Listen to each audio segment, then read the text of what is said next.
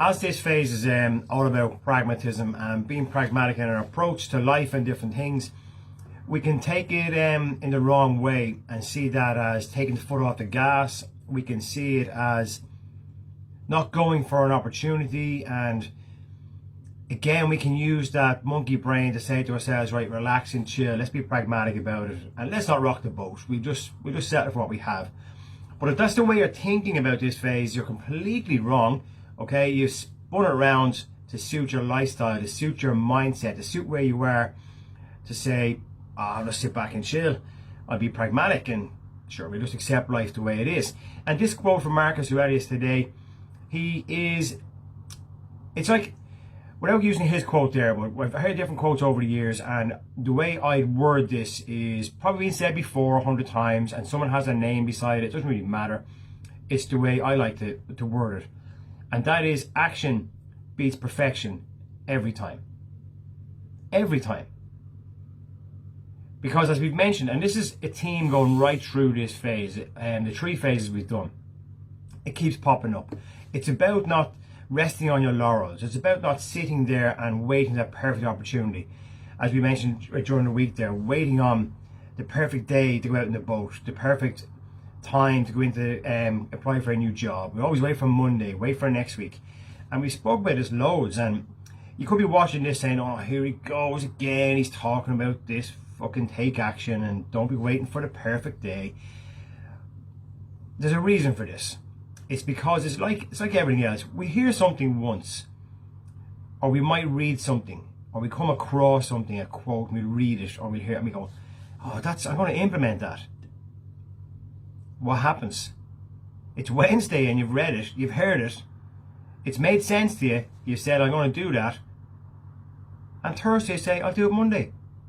So it doesn't sink in. It doesn't sink in. And it's like everything that we do in life. We need to create momentum. We need to add things in our daily lives that gives us momentum. And then it becomes part of our life. And then it's not a chore. Then you're not anxious thinking about, will I take this opportunity? Will I do this? Will I do that? You can learn to be better able to decide in an emotional way and in a positive way as to what your situation is and where you want to go with this. And that's why things keep reappearing. That's why we keep rehashing this. That's why we keep going over some of the same stuff, because it fits into all the phases. And it makes perfect sense. We can all wait for the perfect time, and we miss out. And what I want to talk about today really is, it's not just waiting for that moment for your big opportunity, your dream. I'm going to hang on here and wait until it's all perfect. I'm on about the small things in life, the things we do in our day, our mindset, our mental health, our approach to our day. And sometimes I can be amazed at how hard it is for people just to get that start in the mornings, to get over the morning, the doom and gloom as they call it. Every morning is a Monday morning for some people. They don't want to operate, they don't want to function. They haven't got it. They haven't got it in here. And sometimes for me it's hard to understand that. And that's because I'm human, because I know, as I mentioned loads of times, that my morning is, right, let's get going. Let's do something. I find it difficult to sit down and just scroll or just do nothing. I find that hard to do, and that's just me. I'm not saying there's anything wrong with it. You want to sit and scroll, it's fine. But for me, I like to get up and do something. This morning, for example, I sat down with the boys for a few minutes, enjoyed that family moment, that connection with the boys, and then I said, right, let's go. What can I do for this hour and a half, 2 hours I have before something else happens? We can all do that. We can all implement that into our lives.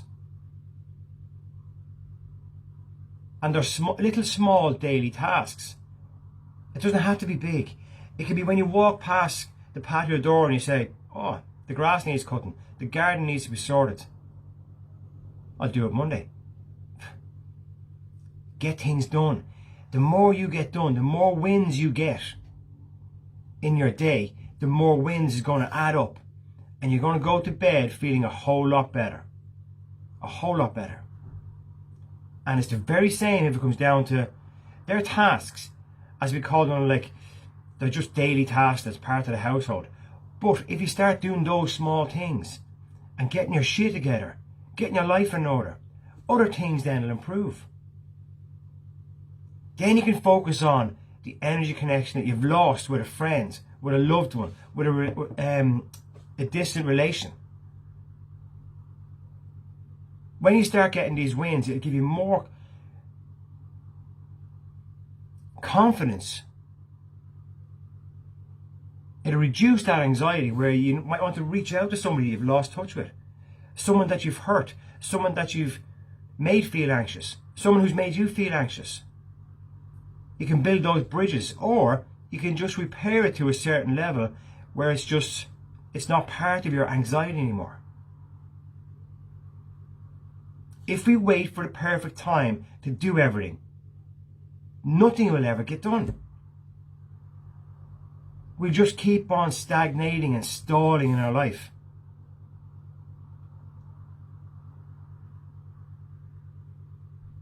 I remember a mentor I had, still have, a guy in America, and we were having a conversation one day, and I had an opportunity to do something. So I got a phone call to do something. It was to speak in front of people, and quite a large crowd.